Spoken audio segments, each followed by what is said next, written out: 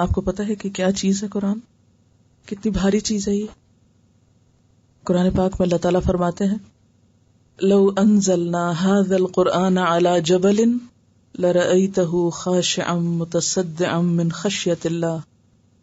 اگر اس قرآن کو ہم کسی پہاڑ پر اتارتے، پہاڑ پہ رکھتے، تو تم دیکھتے کہ وہ دب گیا ہے، دب گیا ہے، خاشعا متصدعا پھٹ گیا ہے، ٹکڑے ٹکڑے ہو گیا ہے، من خشیت اللہ، اللہ کے خوف سے. یہ اللہ کا کلام ہے، کوئی معمولی چیز نہیں ہے. انہ لقول فصل وما هو بالہزل. یہ کوئی کھیل تماشے کی چیز نہیں ہے، یہ کوئی ہنسی مذاق کی چیز نہیں ہے، یہ تو فیصلہ کن بات ہے. اگر پہاڑ کا یہ عالم ہو تو انسان کا کیا ہونا چاہیے، اس کی کیفیت کیا ہونی چاہیے. اللہ کے کلام کا انسان کو ملنا کوئی معمولی بات نہیں ہے، کوئی معمولی واقعہ نہیں ہے، کوئی عام سی بات نہیں ہے. یہ اس کائنات کا سب سے حیرت انگیز تجربہ ہے، سب سے زیادہ حیرت انگیز واقعہ ہے کہ کائنات کا بنانے والا اپنا کلام بندوں کے لیے بھیجے. اور شاید اس بات کو وہ زیادہ بہتر طور پر سمجھ سکے جو اللہ کی عظمت کو پہچانتا ہو، جسے رب کی معرفت ہو کہ یہ بات ہے کس کی. یہ بتائیے کہ اگر کوئی نان مسلم آپ سے پوچھتا ہے کہ قرآن کیا چیز ہے تو کیا بتائیں گے آپ؟ کیا ہے یہ؟ کس طرح آپ اس کو انٹروڈیوس کرائیں گے؟ چلیے میں آپ کو یہ کہتی ہوں کہ اس کا تعارف کرائیے. میرے ہاتھ میں کیا چیز؟ مارکر ہے. آپ سب کو تو پتا ہے کہ مارکر کیا کرتا ہے. آپ کسی گاؤں میں جاتے ہیں، وہاں ایک بچہ آپ کو ملتا ہے، وہ آپ کے ہاتھ میں پوچھتا ہے یہ کیا آپ کے ہاتھ میں، تو آپ اسے کیا کہیں گے؟ مارکر ہے. وہ کیا سمجھے گا مارکر کیا ہے؟ کیپ ان مائنڈ کہ آپ بات کس سے کر رہے ہیں اور اس کا لیول کیا ہے. ٹھیک ہے نا؟ اس کے لیول پر آ کر آپ اس کو کیسے بتائیں گے. یعنی ایک چھوٹی سی بات میں آپ کو پوچھتی ہوں، کیا بینگ اے مسلم ہماری ذمہ داری ہے کہ ہم اپنی کتاب کا تعارف کسی کو بتانے کے قابل ہوں؟ ہے نا؟ یہ طریقہ آنا چاہیے نا. ایک بات تھوڑی سی ذرا ہم اب سب سوچیں کہ ہم کتنے دماغ سوچ رہے ہیں نا، اور مسئلے کا حل نہیں نکل رہا. اس سے کیا پتہ چلتا ہے کہ ہماری ایکٹیویٹی ریزلٹ اورینٹڈ نہیں ہے کوئی.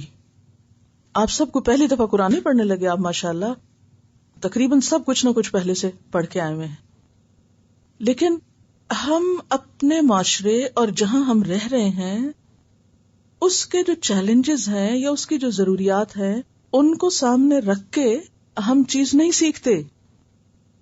ہم کوئی بھی علم لے لیتے ہیں، بس ٹھیک ہے وہ پڑھا رہے ہیں تو ہم یہ کورس کر لیں، وہ کر لیں، وہ لیکچر سن لیں، یہ سن لیں، اور بس. تو دیکھیے کہ سب سے پہلے تو میں یہ کہوں گی کہ یہ ایک بک ہے جو اللہ کا کلام ہے، اور اللہ تعالیٰ نے اپنے فرشتے جبریل علیہ السلام کے ذریعے محمد صلی اللہ علیہ وسلم پر نازل کیا. کس سینچری میں؟ 7th سینچری، کیونکہ آپ صلی اللہ علیہ وسلم 40 کے ہوئے تھے تو اس وقت 7th سینچری شروع ہو چکی تھی. آپ کو یہ پتا ہونا چاہیے، آپ کو you should talk like this کہ it was revealed in 7th century.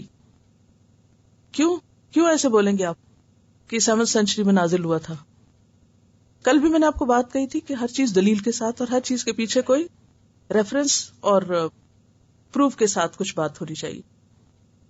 اور آپ پھر یہ بتائیں گے کہ یہ 23 ایئرز میں ریویل ہوا، اور کچھ حصہ اس کا مکہ میں اور کچھ مدینہ میں. And everybody knows now کہ where is Mecca and where is مدینہ.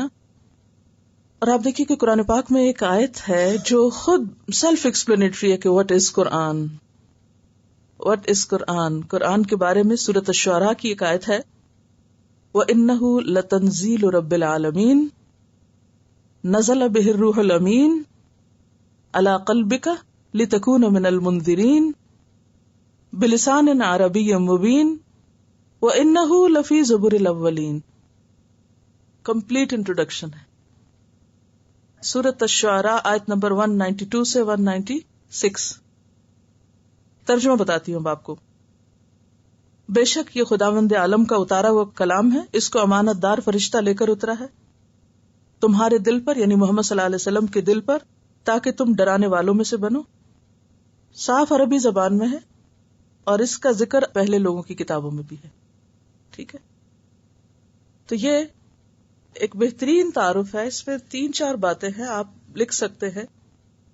اس آیت کو خود گھر جا کر نکالیے قرآن پاک میں سے، نکال کر اس کو آپ سیدھی لائن میں نہیں لکھیں گے، اوپر سے نیچے لکھیں گے.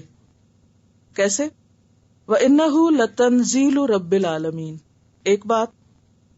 نمبر 2، نزل بِهِ الرُّوحُ الْأَمِينُ. دوسری بات. عَلَى قَلْبِكَ. تیسری بات. لِتَكُونَ مِنَ الْمُنذِرِينَ. چوتھی بات کر سکتے ہیں. لِتَكُونَ مِنَ الْمُنذِرِينَ پرپس کیا ہے؟ تاکہ لوگوں کو خبردار کیا جائے، وارن کیا جائے، آخری دن کے بارے میں بتایا جائے. بلسان عربی مبین، اور یہ عربی زبان میں ہے.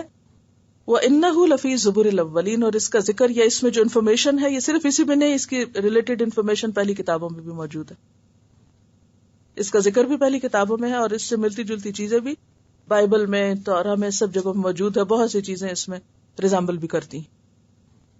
قرآن ہے نا معجزہ.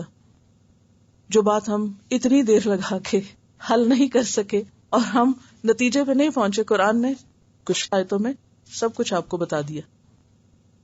اب ضروری ہے کہ قرآن آپ اس طرح پڑھیں کہ اس کو استعمال بھی کر سکے انشاءاللہ تعالی. تو آپ اس سیکوینس سے چلے تو بہت اچھا ہے. جو قرآن کا اگر یاد نہ بھی ہو تو اس کی چند باتیں آپ کو یاد ہوں. کس کی طرف سے ہے، کس کے ذریعے سے ہے، کس پر ہے، what is the purpose, what's the language, اور پھر اس کی ریزمبلنس اور کس سے ہے، یعنی واٹ از اٹ لائک. دیکھیں نا، مثلاً ابھی میں نے آپ سے کہا تھا کہ آپ اس مارکر کو انٹروڈیوس کرائیں، تو اب آپ یہ کہیں گے کہ بھئی کس نے بنایا ہے، کس کام کے لیے بنایا ہے. جب بھی آپ خریدنے لگتے ہیں تو کیا دیکھتے ہیں؟ پرماننٹ ہے یا کس کام کے لیے، کہاں کا بنا ہوا ہے، کتنا چلے گا. یہ ساری چیزیں ہم دیکھتے ہیں نا کسی بھی چیز کو انٹروڈیوس کرنے کے لیے. اب جب آپ یہ کہیں گے نا وَإِنَّهُ لَفِي زُبُرِ الْأَوَّلِينَ، یعنی جیسے تورا ہے، انجیل ہے، تو وہ کہیں گے پھر قرآن کی کیا ضرورت ہے. اب آپ کیا بات کریں گے؟ یعنی گفتگو بڑھے گی نا آگے. آپ نے تو دعوے کر دیے اتنے کہ جبریل لائے اور یہ محمد صلی اللہ علیہ وسلم پہ اتری اور یہ ساری باتیں بلسان عربی مبین والی، تو پھر اگلی بات یہ ہو سکتی ہے کہ واٹس دا پروف. آپ نے دعویٰ کیا، آپ پروف لائیے. اب کیا پروف لائیں گے؟ پچھلی کتابیں بھی اللہ کی طرف سے تھیں، ہم ان کو بھی مانتے ہیں، لیکن ان میں چینجز آ گئے اور یہ ان کو بھی پتا ہے، وہ جانتے ہیں اس بات کو. اب آپ دیکھیے کہ یہ جو لفظ ہے نا منذرین، اس سے مطلب یہ ہے کہ صرف آپ صلی اللہ علیہ وسلم پر کتاب نہیں آئی بلکہ اس کے علاوہ بھی پیغمبر آئے ہیں.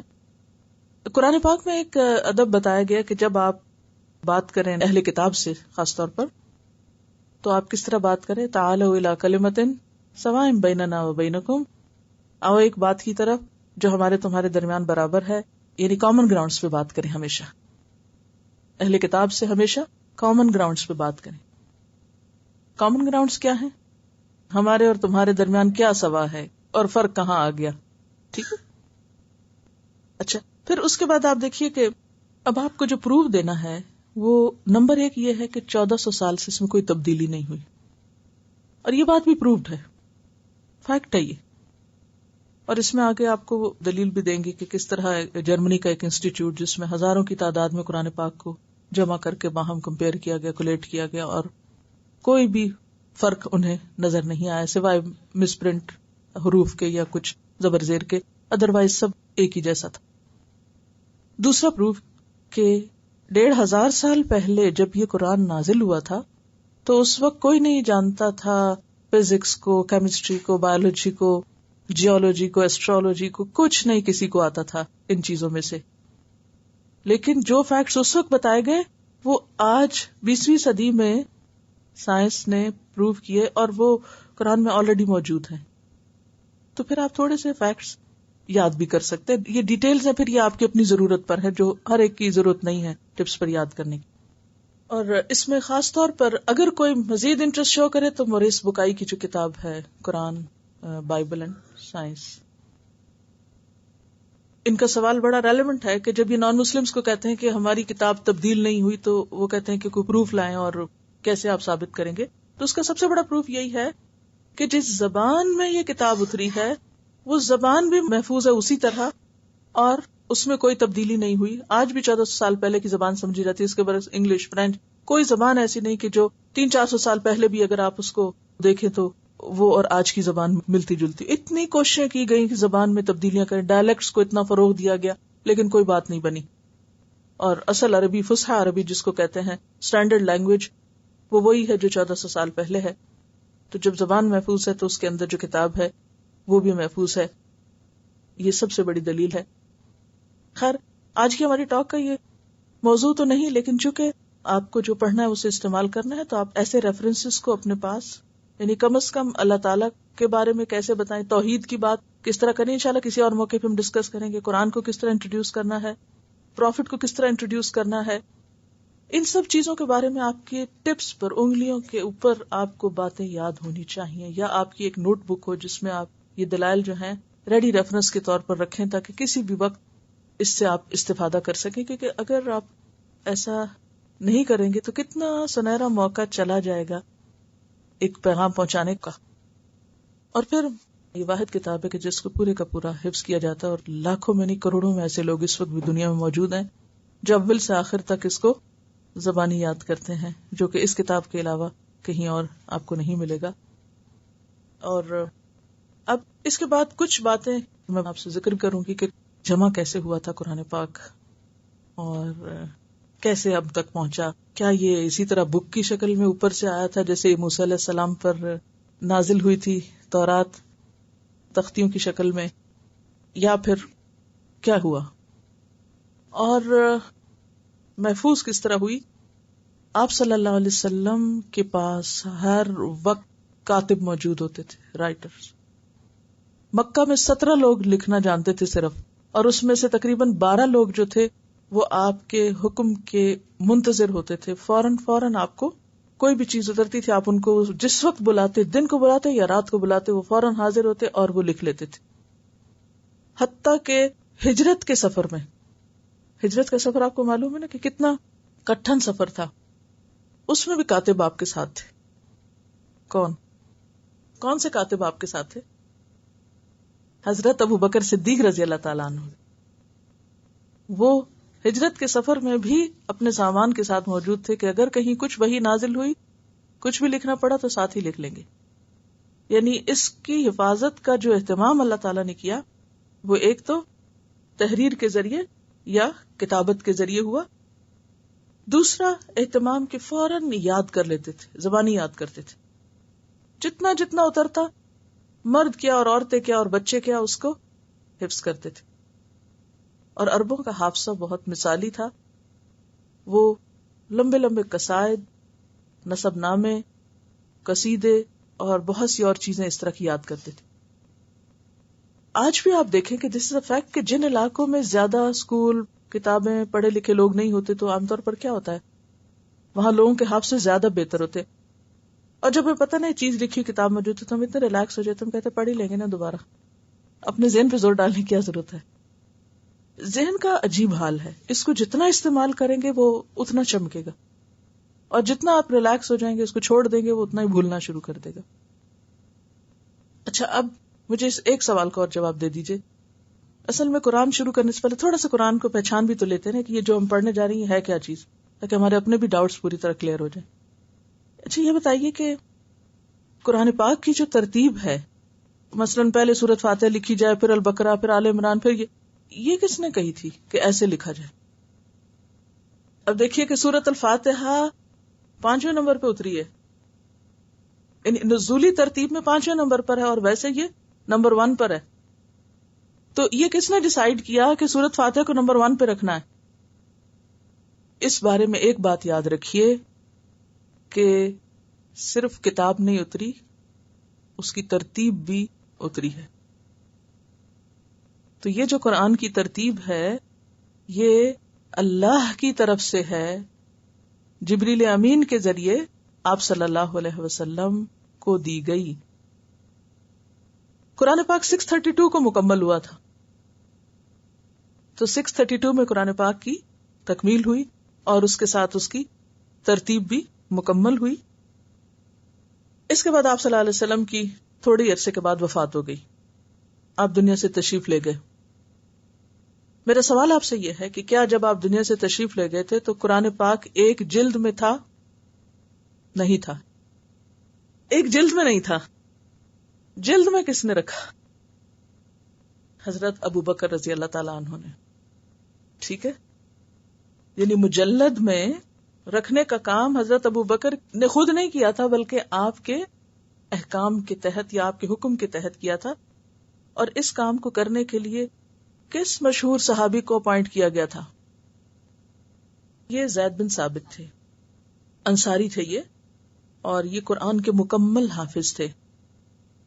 انہوں نے کیا کیا کہ اس کو ڈبل چیک کیا، ترتیب کو ڈبل چیک کیا. ڈبل چیک کیسے کرنا ہوتا ہے؟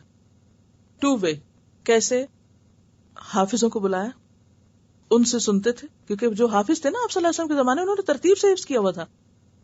ان سے سنتے اور لکھے ہوئے کو چیک کرتے، پھر لکھے ہوئے کو حافظوں پہ پڑھتے اور اس طرح چیک کرتے. تو یہ ڈبل چیکنگ ہوگی، یعنی ایک کو دوسرے سے اور دوسرے کو پہلے سے کمپیئر کیا گیا. لکھے ہوئے کو یاد کیے ہوئے سے اور یاد کیے ہوئے کو لکھے ہوئے سے کمپیئر کیا گیا، اور اس طرح اس کو اصل شکل میں ایک جلد میں رکھا گیا. اور آپ کو پتا ہے کہ وہ جلد کی شیپ کیسی تھی؟ جلد کی شیپ پوچھ رہی ہوں میں، چوکور. اسی لیے اس کو ربع کہا گیا. جو جلد حضرت ابو بکر کے زمانے میں بنی تھی وہ جلد چوکور تھی اور اس کو ربع کہا گیا تھا. ٹھیک ہے، اس کو کس کے پاس رکھوایا گیا تھا؟ کمپلیٹ کر کے جلد میں رکھ کے کسی کے پاس رکھوا دیا گیا تھا کہ اب اس کو سنبھال لو. حضرت حفصہ. حضرت حفصہ رسول اللہ صلی اللہ علیہ وسلم کی زوجہ محترمہ تھی، جو حضرت عمر کی بیٹی تھی. جب میں نے پہلی دفعہ یہ پڑھا تھا تو مجھے اتنا اچھا لگا تھا کہ اچھا، عورت اتنی قابل ہو سکتی ہے کہ وہ اتنی بڑی ذمہ داری لے. اور یہ کتنی بڑی سعادت کی بات ہے نا. آپ کی اتنی ازواج میں سے حضرت حفصہ کے حصے میں یہ چیز آئی کہ ان کی حفاظت میں دیا گیا کہ آپ اس کو رکھیں، اپنے پاس سنبھال لیں. اب یہ اوریجنل کاپی ہے. ایک خاتون کو بھی شریک کیا گیا ہے. یہ جو کہتے ہیں نا عورت کو تو کوئی مقام ہی نہیں اسلام میں دیا گیا، تو ایسی باتیں بھی یاد رکھا کریں. اچھا، اب یہ ان کے پاس رہا، حضرت عمر کے دور میں بھی رہا، حتیٰ کہ حضرت عثمان کا دور آ گیا. حضرت عثمان نے کیا کیا تھا؟ ان کا کیا کام تھا؟ حضرت عثمان نے اس کی آفیشیل کاپیز جو تھی وہ بڑے بڑے شہروں میں بھجوائی تھی. ٹھیک ہے، اوریجنل کو لے کے اس کی ہو بہو کاپیز بنوا کے بڑے بڑے شہروں میں آپ نے ارسال کر دی تھی. کس لیے؟ ایک اس پر جمع کرنے کے لیے. اسی لیے ان کو کیا کہا جاتا ہے؟ جامع قرآن. نا کہ انہوں نے جمع و تدوین جو ان کے طرف ایٹریبیوٹ کی جاتی ہے نا حضرت عثمان کی طرف، وہ اسی وجہ سے کہ لوگوں کو ایک چیز پر جمع کیا تھا اور مختلف جگہوں پر جامع مسجدیں جو تھی وہاں پر کاپیز رکھوائی گئی تھی اور اس کے مطابق باقی لوگوں کو فالو کرنے کے لیے کہا گیا. اچھا یہ بتائیے کہ شروع میں زبر زیر نہیں تھی، بہت سمپل سی تحریر تھی. حضرت عثمان کا مصحف اگر آپ نے کبھی اس کی تصویر دیکھی ہو تو آپ دیکھیں گے کہ ابھی اگر آپ پڑھنا چاہیں تو شاید اس کو پڑھ بھی نہ سکے نا، کہ وہ اتنا سمپل طریقے سے لکھا ہوا ہے. تو کس نے پھر زبر زیر اس پر لگوائی تھی؟ حجاج بن یوسف نے لگوائی تھی. اس کے بعد آپ دیکھیے کہ اگلا جو سٹیپ تھا وہ خطاطی کو خوبصورت بنایا گیا، یعنی لکھنے کا جو انداز تھا اسے امپروو کیا گیا. کسی مشہور خطاط کا نام آپ بتائیں گے کہ جس نے عربی کیلیگرافی کو بہت زیادہ پریکٹس کے بعد ایک خاص شیپ دی جس کو خط کوفی کہا جاتا ہے؟ ابن مقلہ کا نام سنا کسی نے؟ ابن مقلہ، میم قاف لام ہے. ابن مقلہ نے کیلیگرافی کو بہت امپروو کیا تھا اور پھر خوبصورت وہاں سے قرآن پاک لکھنے کا آغاز ہوا. پھر اس کے بعد جیسے کہ آپ نے فرمایا کہ لہجوں میں فرق تھا اور ڈائلیکٹس مختلف تھے، تو فن قرات وجود میں آیا. فن قرات کہ قرآن کو پڑھنا کیسے. اور جب اجمی لوگ مسلمان ہوئے تو مخارج کا مسئلہ ہوا جیسے ہم لوگوں کے ساتھ ہے، اور پھر اس پر بہت محنت ہوئی اور قرآن پاک کو خوبصورت سے خوبصورت انداز میں این اس طریقے پر پڑھنے کی کوشش کی گئی جس پر یہ نازل ہوا تھا. ٹھیک ہے، یہ سارے مرحلے ہیں حفاظت کے اور قرآن کے اوریجنل ٹیکسٹ کو خوبصورت شکل میں لوگوں کے سامنے لانے کے. اس کے بعد اب اس مرحلے پر جہاں ہم پہنچ چکے ہیں، اب اللہ تعالیٰ نے حفاظت دو طرح سے کی ہے آج کے دور میں بھی. ایک تو پرنٹنگ پریس کے ایجاد کی وجہ سے، اور خصوصاً جو مدینہ منورہ میں ملک فہد کا وہ کمپلیکس ہے جس میں قرآن پاک کی پرنٹنگ ہوتی ہے، وہاں سے کروڑوں کی تعداد میں قرآن پاک چھپ کے دنیا کے ہر علاقے میں لوگوں تک پہنچائے جا رہے ہیں. ایسے علاقے کے جہاں کے لوگ خریدنے کی وسعت یا سکت نہیں رکھتے تھے، یا یہ کہ فیسلٹیز نہیں تھی وہاں. پھر مختلف زبانوں میں اس کے تراجم وغیرہ بھی ساتھ ہو رہے ہیں. یعنی پرنٹنگ پریس سے پہلے کس کس پہلو سے حفاظت ہوئی؟ اس کی ریڈنگ کی حفاظت ہوئی کہ جس لہجے پر آپ نے پڑھا اسی پر پڑھا جائے، جیسا آپ نے لکھوایا وہ ٹیکسٹ محفوظ رہے. اس میں حسن تو پیدا کیا گیا لکھنے کے اعتبار سے، لیکن تبدیلی کوئی نہیں ہوئی. اور اب دوسرا طریقہ حفاظت کا، ایک تحریر پرنٹنگ پریس اور دوسرا ہے ریکارڈنگ. نہ صرف یہ کہ الفاظ محفوظ ہیں بلکہ ان کے پڑھنے کا انداز بھی محفوظ ہو گیا. ایک زمانہ تھا کہ جو بھی آپ کے محلے میں امی جی ہوں، پڑھانے والی ہوں، وہ جیسا پڑھا دیں صرف وہ اویلیبل تھی. تھا نا؟ اگر آپ لوگ اپنے بچپن کو دیکھیں تو آپ میں سے بہت سے لوگوں کے پاس سوائے اس امی جی کے پڑھانے کا کوئی دوسرا ذریعہ نہیں تھا. ایسے ہی تھا نا؟ اور آپ انہی کے رحم و کرم پر تھے. وہ جس لہجے میں پڑھا دیں آپ کو، وہ چاہے اصل لہجے کے مطابق ہے یا نہیں، آپ نے بس وہی پڑھ لیا. لیکن ریسنٹلی پچھلے چند سالوں میں جب سے ٹیکنالوجی نے اور زیادہ ترقی کی ہے، دنیا بھر میں بہترین قاریوں کی جو بالکل درست پڑھتے ہیں، ان کی کیسٹس، سی ڈیز، اور پھر اب تو آپ دیکھیں کہ انٹرنیٹ کے اوپر ایک لفظ بھی آپ کو تلاش کرنا اور ایک لائن بھی آپ کو ڈھونڈنی ہے تو اصل شکل میں آپ لمحوں کے اندر اس کو فائنڈ آؤٹ کر سکتے ہیں. اللہ تعالیٰ نے دنیا میں بھی ایسے اسباب پیدا کیے کہ جن کے ذریعے کتاب اصل شکل میں نہ صرف یہ کہ تحریر بلکہ آواز اور لہجے کی حفاظت کے ساتھ ہم سب تک پہنچ چکی.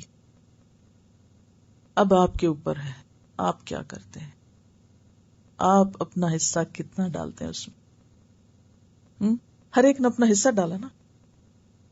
جبریل نے حصہ ڈالا، رسول اللہ صلی اللہ علیہ وسلم نے آگے پہنچایا، صحابہ کرام نے لکھا، ابو بکر رضی اللہ تعالی عنہ نے اپنے حصے کا کام کیا، زید بن ثابت نے ڈبل چیکنگ سے اس کو محفوظ کیا، حضرت عثمان رضی اللہ تعالی عنہ نے اس کو لوگوں تک پہنچایا، پھیلایا، حجاج بن یوسف نے زبر زیر لگوائی، ابن مقلا نے اس کو خوبصورت انداز میں لکھنے کا طریقہ ایجاد کیا، اور اس کے بعد فن قرات ایجاد ہوا، اور اس کے بعد پھر پرنٹنگ پریس آ گیا.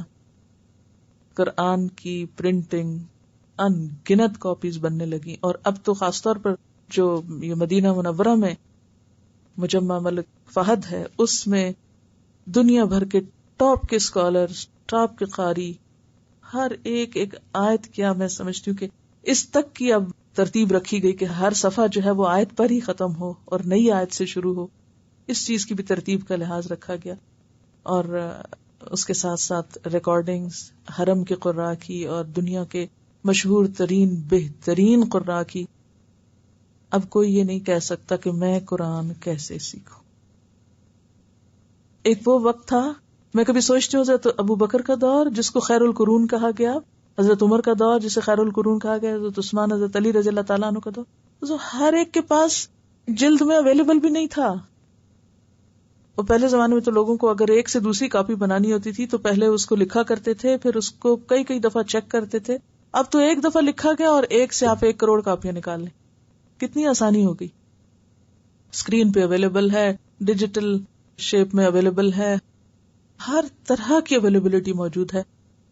اب آخری حصے کا آپ کا حصہ اس میں ڈالنا باقی ہے، اور وہ یہ کہ آپ اس کو اٹھائیں اور اس کو ویسا پڑھنے کی کوشش کریں جیسے ہی اترا ہے. تو اس کے لیے آپ کو محنت کرنی ہے. اور آپ کا اب حصہ کیا ہے اس میں؟ کہ نمبر 1 آپ اس طرح پڑھیں گے اس کو کہ کوئی بھی آیت آپ کے سامنے آئے تو آپ اس کو سمجھ جائیں کہ ہاں اس کا مطلب یہ ہے کہ یہ آیت یہ کہتی ہے، کیونکہ اللہ کی کلام ہے نا، اللہ کی بات ہے. ٹھیک ہے بہت لمبی چوڑی تفسیریں اور بہت لمبی چوڑی وضاحتیں نہ بھی ہوں، لیکن آیت دیکھتے ہی آپ فوراً اس کو اس طرح پہچان جائیں جیسے آپ اپنی کسی بھی پیاری چیز کو پہچان جاتے ہیں. ہاں؟ قرآن سے اگر ہمیں محبت ہے تو پھر اس کی بھی ہمیں ایسی ہی پہچان ہونی چاہیے، اور یہ کچھ مشکل نہیں، کوشش شرط ہے. جہاد بن نفس کرنا پڑے گا. اور یہی وہ چیز ہے جو آپ کو اللہ سے براہ راست ملا دیتی ہے. آپ دیکھیں جس سے آپ کو محبت ہوتی ہے تو آپ کا کیا دل چاہتا ہے کہ آپ اس کے ساتھ کس طرح کمیونیکیٹ کریں، کیسے بات کریں کہ بیچ میں اور کوئی نہ ہو، کوئی بیریئر نہ ہو، رکاوٹ نہ ہو، ڈائریکٹ بات کریں. تو اسی طرح اللہ تعالیٰ سے محبت کا تقاضا کیا ہے کہ کیسے بات کریں اللہ سے، ہر چیز بیچ میں سے ہٹ جائے، ڈائریکٹ. قرآن پاک عربی زبان میں نازل ہوا. اردو بولنے اور پڑھنے والے اس لحاظ سے خوش قسمت ہیں کہ اردو میں بہت سے ایسے الفاظ پائے جاتے ہیں جو عربی ہی سے نکلے ہوئے ہیں. پروفیسر عبد الجبار شاکر لکھتے ہیں کہ قرآن مجید کے 65 یعنی 65% الفاظ ہم اپنی روزمرہ اردو زبان میں استعمال کرتے ہیں، یعنی مور دین 50%. آدھے سے زیادہ قرآن پاک میں الفاظ وہ ہیں جو ہمیں پہلے سے ہی پتا ہے کیونکہ ہم ان کو اردو میں استعمال کرتے ہیں. 65%.